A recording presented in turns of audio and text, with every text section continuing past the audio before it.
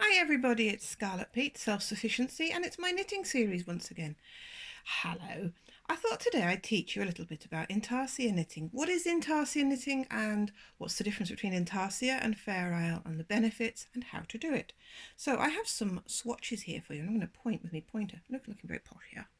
This here is Fair Isle and this is Fair Isle. Now you can do two colours in a row with Fair Isle, often using either a punch card, hand selection, or an electronic machine. This is an electronic machine. Now, as you can see, you can only do two colours in one row, the red and the white, the green and the white, the black and the white. And here we've got blue and white. Now, it's brilliant, it's fast, and it does quite a nice job. But sometimes you don't want to see what you have on the reverse. Here, look, here we have loops. These are referred to as floats. And these can be really, really annoying and not good for little babies wear, and also you can be limited with a punch card to only using a 24 stitch pattern repeat, which I would say is probably that width there. So whatever your punch card has in a 24 stitch pattern repeat, it will repeat and repeat and repeat all the way across the knitwear. So you might want to do a fancy jumper with a cat and the name of the cat, or a dog, or a name of a business, and that might want to be something you want to put over the whole of the jumper, which is not what can be done with Fair Isle on a punch card machine, a big picture, and also you would generate large floats. So let me show you what you can do. Here, let me just show you, here is my small version of Intarsia, and I'll do some Intarsia in a minute so you can see the back side. But can you see, in this I have 3 colours in one row, but you can have multiple colours in a row, and you can use books like this, and you can have patterns like this. Look at all these amazing things you can do, and you use a pattern like this that you follow stitch by stitch, all of these stitches, and you wrap the yarns yourself. And let's see what we got here. And these are back to punch card machines. Can you see they're much different, much smaller designs and 2 colours in one row, where the others are large scale patterning. You can use an Intarsia carriage to create this really easy effect, or if you're lucky like me, I've got the 950i and this has an Intarsia feature on it, which I will teach you how to use in another video, but for now I'm going to show you how to use this. So shall we stop talking and I'll show you very quickly how to create just a pattern similar to this out of your imagination. Just doing a simple E-wrap cast on, making the letter E around the needles.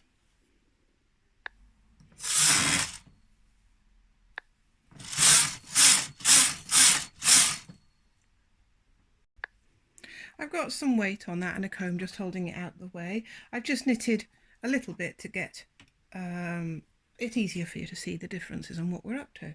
So let me take the yarn out now of the yarn holder and take the carriage off and out the way.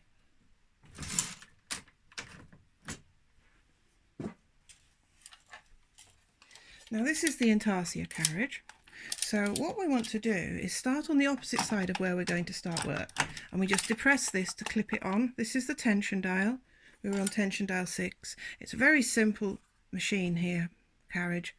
It does what it says, just Intarsia, but it does have a holding position, so any knitting needles out in holding position, it will not what's that there? It will not knit if they're in holding position, right?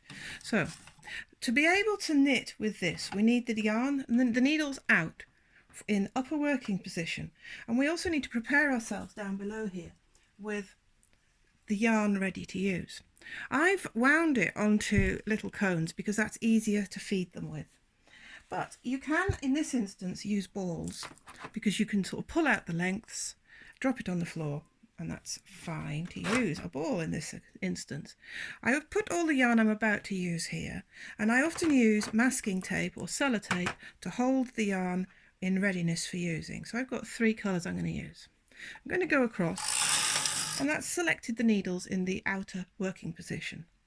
Now let's have a look what we're going to do. I'm going to do 3 different colours. And all we do, there, you see they're out in upper working position. What I'm going to do firstly is just show you, we secure the end out of the way, and this is the free end going down to the wall. That has to be always at the opposite side of the carriage. And the carriage is just going to hop across, so just make sure it's in the right position. Hold that nicely out of the way. And that's it. That is Intarsia knitting. The carriage has to have the yarn laid across and free flowing from below, so it can knit the yarn in. Now I'm going to take some red and do the same. Pushing it back a little bit, ready. There we go, the red was just snagged on something one moment.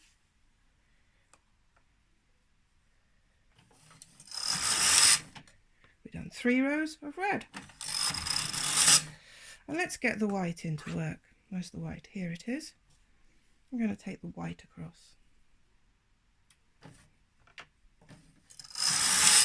1, 2, 3. So you've done some stripes. Well, that's no big deal. You say you can do that anyhow. So let's do something a bit different. Let's start weaving in these different colours. So I'm going to go over here and pick up the red. So the red, when we've laid across the yarn, we need to wind. So we're going to hold the white across here. We're going to pick up the red from underneath. We're going to make a little bit of a wind so this holds down the white. If you don't do that, you will end up with holes in your work. Now I'm going to make a triangle design. All I'm doing is going 2 stitches over, and at this point I am creating a 2-colour design.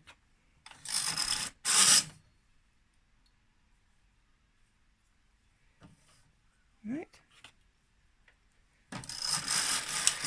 But I want to add in some black in a moment, so I'm going to now take the black from below and start winding in some black. So I have created a float. If you don't want a float there, that's the outstretched piece of yarn, you could snip and cut the length and start so you've got an end to weave in, but I'm just being lazy here to show you this quickly. So now I've got the colours starting to work in here. We've got 3 colours in 1 row, and it's ever so simple. So let me just continue that design and I'll show you what I've done in a minute. As you can see now, I've finished the design I've created in my little head here.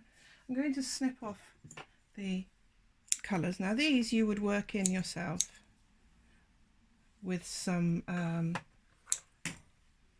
with a bodkin, and you can see here I've made a float, but I was going to snip that because in reality you wouldn't leave a long float across there, you would have stitched those in.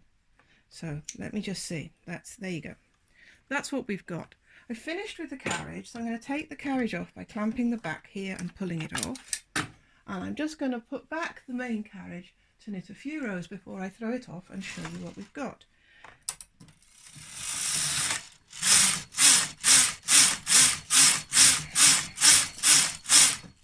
I'm going to throw it off now.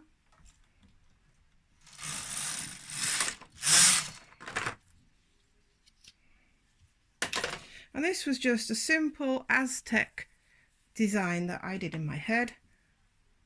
There's the front and there's the back. I hope that helps you. Intarsia knitting brings a whole new dimension. You could add into it cabling, you can add into that beading, you can add into it hand-tooled lace as well. There's no limits. You could have 100 colours, you could have 3 colours. You have patience, you can do lots.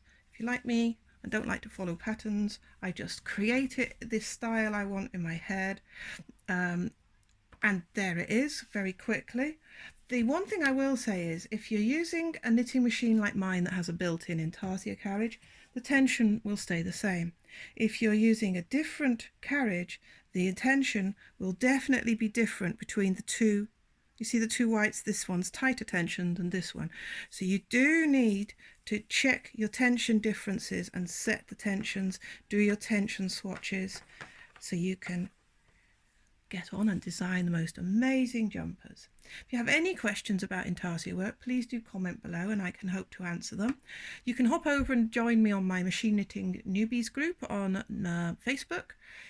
What else can you do? You can check out my self-sufficiency channel things and my self-sufficiency group as well, which is Scarlet Peate Self-Sufficiency, Scarlet Peate's Machine Knitting Newbies.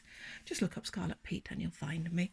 And for those that want more content on self-sufficiency, I'll get there, but at the minute I'm in front of a knitting machine a lot, so that's why I'm doing lots of machine knitting. Thank you so much for watching. Please like, subscribe and share. Give me a comment so I know you're there. Take care, my lovelies. Lots of love. Bye bye.